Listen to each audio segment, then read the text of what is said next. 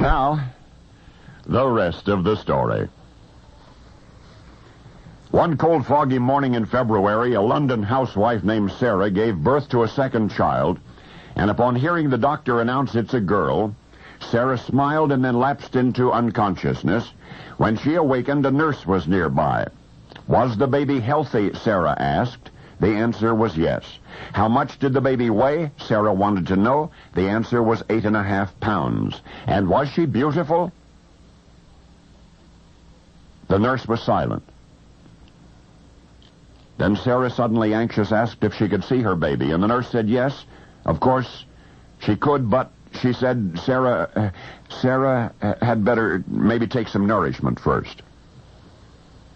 So Sarah gulped some broth, and the nurse brought in her little girl. As the tiny bundle was placed in her arms, Sarah gasped, because inside the cashmere shawl was, well, the funniest-looking little baby Sarah had ever seen. The infant had black hair, but some of it in the wrong places. For example, her ears were covered with thick black fuzz. The baby's ears were squashed into the sides of her head, and her nose was tipped out of kilter, and her tiny face was so tightly closed that it seemed that it would never unfold, and somehow, as only mothers can, Sarah blamed herself. Her own mother had told her, if you want a beautiful baby, keep your mind full of beautiful thoughts, and Sarah had done that all during her first pregnancy, and that first child, a little boy named Howard, now 3, was almost too beautiful for words. His hair was thick, a mass of golden ringlets, the eyes were long-lashed and heavenly blue, and his face was the face of a Botticelli angel. But this newly arrived little girl, oh my. Perhaps, Sarah pondered, she had been lazy and had not been thinking enough beautiful thoughts this time around. In any case, all she could do now was to protect her newborn from ridicule as best she could and pray that her long black hair would grow only where it was supposed to. Yet not even that prayer was answered, for before long the hair on the infant's ears had spread to her back and her arms, and the scrunched-up, funny little face grew funnier, and family and friends hardly helped matters. Over and over, Sarah would wince to hear, poor little girl. It's too bad that she isn't the boy and Howard the girl, and it was as though the baby knew.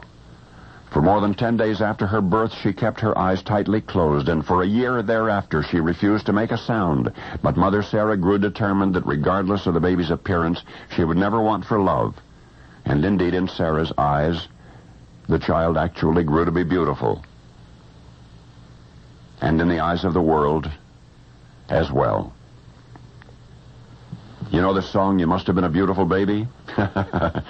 Well, it ain't necessarily so.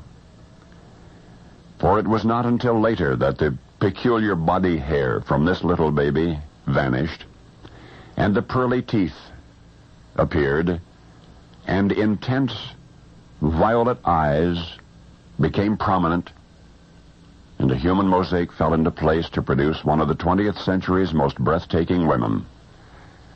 Her mother thought that you'd ought to know, particularly if your own baby does not look quite like the ones in the television ads, because her baby, Sarah Southern Taylor's baby, one day would be known the world over as the beautiful Elizabeth Taylor. Anyway, now you know the rest of the story.